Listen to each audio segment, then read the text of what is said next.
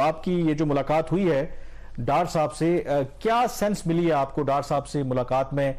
आपको लगता है कि कोई हुकूमत के पास ऐसा प्लान है कि जो मुल्क का मौजूदा जो इकोनॉमिक क्राइसिस है उससे हम बाहर निकल पाएंगे? देखिए, सबसे बड़ी बात है कि इस मुल्क में एक बहुत गंभीर किस्म का इकोनॉमिक क्राइसिस है और उसमें पूरे तरीके से गवर्नमेंट फंसी हुई है, गवर्नमेंट पर पहली बात तो ये। और दूसरी बात यह है कि इसमें जो आगे नजर आ रहा है कि इसमें IMF के साथ मेरे ख्याल में जिस तरह से हम लोग एक्सपेक्ट कर रहे थे कि डील हो जाएगी और मतलब पिछले भी 4 माह पहले भी ऐसे उम्मीद थी कि हो जाएगी और आगे भी हमारी ये कि शायद हमारा उनके साथ हो जाए, पर मुझे होता हुआ नजर नहीं आ। अच्छा, हेलो जी इरफान साहब, हम आपको सुन सकते हैं, आप बोलिएगा, आप बात जारी रखिए। जी। उसके बाद देखिए, लार्ज जो इस वक्त सूरत हाल है वो आपको पता ही है कि जितने भी लार्ज स्केल जितने भी हमारे बिजनेस यूनिट सारे हैं वो सारे के सारे इस वक्त अपना डिक्लाइनिंग की तरफ जा रहे हैं। हमारा जो सबसे बड़ा जो हमारा मुतालबा ये है कि ये फाइलर और नॉन फाइलर वाला इसको खत्म करना चाहिए। जो फाइलर है वही कर सकता है, जो फाइलर नहीं है और जो नॉन फाइलर है उसको कोई भी फाइलर होगा तो हम आपको करेंगे। देखिए, आपने अगर अपनी बेस को ब्रॉडन ना किया और आपने अपने इस रेशो को बेहतर ना किया, GDP टू उसको बेहतर ना किया आपने टैक्स को, तो आपका यही हालात रहे कि हम 10 से नीचे हैं। हम कम अज कम जो हमें जो ना इस पूरे रीजन में 12-13% पे है, मिनिमम 12% पे है, 13% पे। तो हमने उस टारगेट को मिनिमम को तो कम अज कम हम अपना हासिल करें। तो इसलिए जब तक अपनी बेस को हम ब्रॉडन नहीं करेंगे, हम अपने सिंपलिसिटी और अपना सिस्टम में नहीं देख के आएंगे, अच्छा, तब तक लोग इसमें नहीं आएंगे। और तीसरी बात जो हमने उनसे बात की, इरफान साहब, आप बेसिकली ये तजवीज दे रहे हैं कि जो इनकम टैक्स रिटर्न का गोशवारा जमा नहीं करवाता वो पाकिस्तान में कारोबार नहीं कर सकता।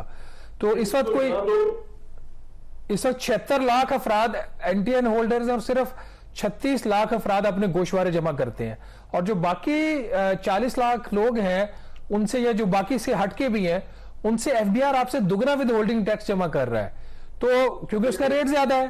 तो FBR के पास इंसेंटिव तो ये है ना कि वो तो जो नैरो बेस है, नॉन फाइलर है, उससे तो उसको पैसा ज्यादा मिल रहा है, तो ये पॉलिसी तो गलत है। ये देखिए मेरी बात सुने, मुअज़्ज़म मुल्कों में या दूसरे मुल्कों में ये तरीका तो ये विदहोल्डिंग टैक्स लगा दिया, हमने और बना दिए, 2% की जगह 4 कर दिया, टैक्स हमने उनके लिए 8 कर दिया। असल मसला ये कि हल नहीं है।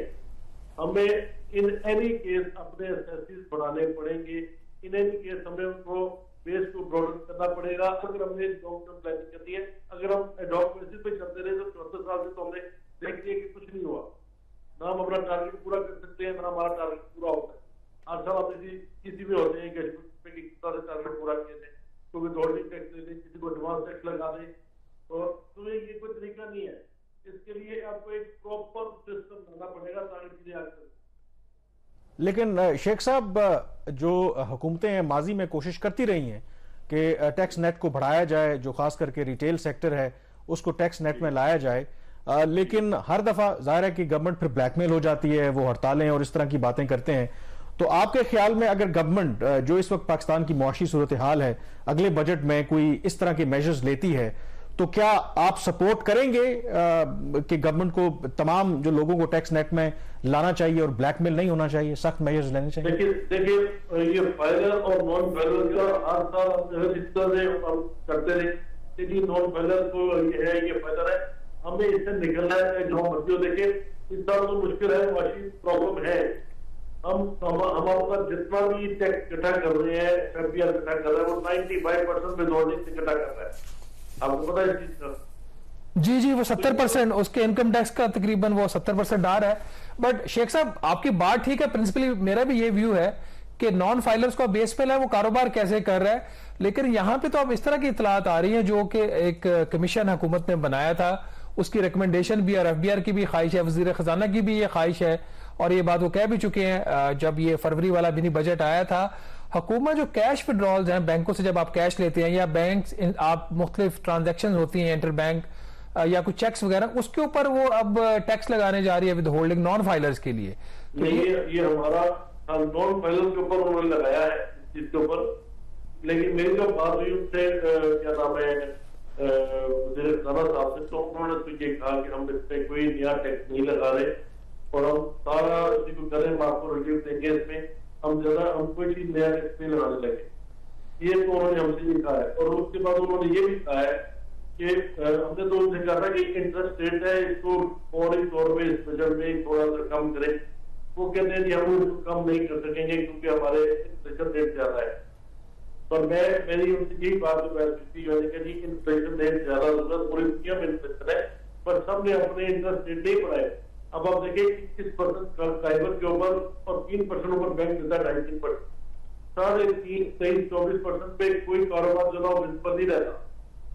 तो हमें इसको ठीक करना है कि जो मर्जी हो इसके लिए दूसरे पहिए तैयार करने चाहिए, तो हम नहीं करते हम। अच्छा इरफान साहब, हमारे पास टाइम की कमी है, आपसे आखिरी सवाल है।